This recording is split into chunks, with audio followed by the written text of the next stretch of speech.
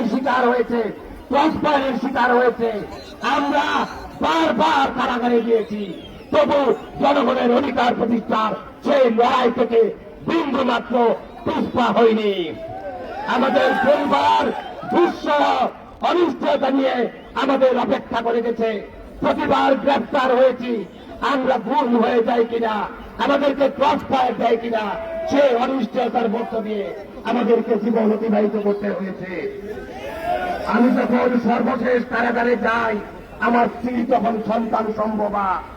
আমার বড় সন্তান তার 5 বছর, সে তখন তার গর্বে।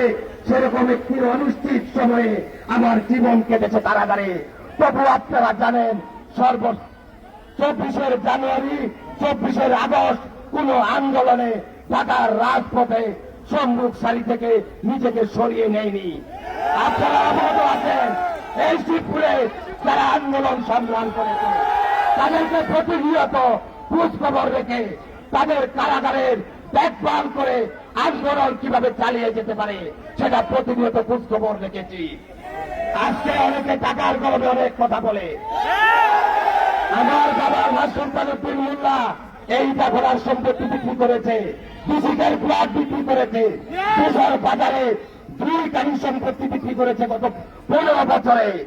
আমরা তো এগুলি বলতে আসিনি, এই দলের জন্য, এই দেশের জন্য সংগ্রাম করতে গিয়ে আমরা বহু নির্যাতন নিপীড়নের শিকার হয়েছি। আমাদের কিন্তু অন্য কোনো খারাপ স্বভাব নেই যে আমাদের সম্পত্তি বিক্রি করতে হবে। আমি যখন কারাগারে গিয়েছি 50 লক্ষ টাকার অধিক আমার বাবার খরচ করতে হয়েছে এই জমি বিক্রি করে। এই শিবপুরে যারা কারাগারে গিয়েছে এই কথাটি আমি বলতে চাইনি। আমার ক্ষুদ্র সামর্থ্যের মধ্যে আমি খুব দেয়নি এরকম কোন ঘটনা নেই, কিন্তু আজকে দেখি কেউ কেউ বলে যে তারা একাই নেতা কর্মীদের খোঁজখবর নিয়েছে। তাই বলতে চাই, আগামী দিনে জনগণের অধিকার প্রতিষ্ঠা, এই শিবপুরের মানুষের কল্যাণ নিশ্চিত করার জন্য অতীতে যেমন আমরা অনেক ত্যাগ স্বীকার করেছি, আগামী দিনেও যে কোনো ত্যাগ স্বীকার করেও আমরা এই শিবপুরের জনগণের কল্যাণ নিশ্চিত করব। শিবপুরের মানুষের কর্মসংস্থানের সুযোগ তৈরি করব। আমাদের নারীরা যারা কর্মহীন আছেন তাদের কর্মসংস্থানের সুযোগ তৈরি করব। আমাদের ছাত্র তরুণদেরকে আগামী দিনে খেলাধুলার মাধ্যমে তাদের সুস্থ মন এবং সুস্থ শরীর নিয়ে যেতে তারা বেড়ে উঠতে পারে, সেজন্য তাদেরকে খেলাধুলার বন্দোবস্ত করব, উৎসাহিত করব। মাদকের ব্যাপারে আমাদের অবস্থান থাকবে জিরো টলারেন্স। এই মাদক আমাদের সমাজের অসংখ্য অস্থিরতার কারণ, পারিবারিকভাবে সামাজিকভাবে আমরা অনেক সমস্যার মধ্যে এই মাদকের মধ্য দিয়ে আমাদের তরুণ সমাজ ধ্বংস হয়ে যাচ্ছে। তাদেরকে আমরা সুন্দরভাবে গড়ে তুলতে পারলে তারা আগামী দিনে আমাদের পরিবারের, সমাজের, রাষ্ট্রের সম্পদ হিসাবে সেবা করতে পারবে। আমরা আমাদের সন্তানদের প্রাথমিক শিক্ষা ব্যবস্থা সহ শিক্ষা কার্যক্রমকে সমন্বিত করবো, যাতে তাদেরকে আমরা আগামী দিনে এই শিবপুর সহ দেশের সেবায় সুনিশ্চিতভাবে কাজে লাগাতে পারি। বক্তব্য দীর্ঘায়িত করবো না, আমরা প্রতিশ্রুতিতে বিশ্বাসী না।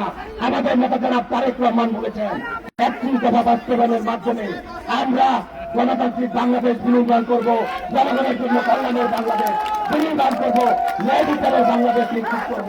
সেই লক্ষ্যে আমরা শিবপুরে ইতিমধ্যে আমরা প্রতিশ্রুতি বাস্তবায়নের পক্ষে কাজ করে যাচ্ছি। আগামী দিনে সুযোগ পেলে এই শিবপুরকে আমরা আমাদের নেতা জনাব তারেক রহমানের নেতৃত্বে একটি সমৃদ্ধ শিবপুর হিসাবে গড়ে তুলব। সেই লক্ষ্যে আপনাদের সকলের সহযোগিতা চাই। কারো একা সেই কার্যক্রম সম্পন্ন করা সম্ভব না। সবাই মিলে আমাদের শিবপুর এই দেশকে গড়ে তুলব। সকলকে ধন্যবাদ জানিয়ে আজকের মতো এখানেই বক্তব্য শেষ করছি। শহীদ শ্রমর হোক আমাদের নেতা জনাব তারেক রহমান। ধন্যবাদ। আসসালামু আলাইকুম।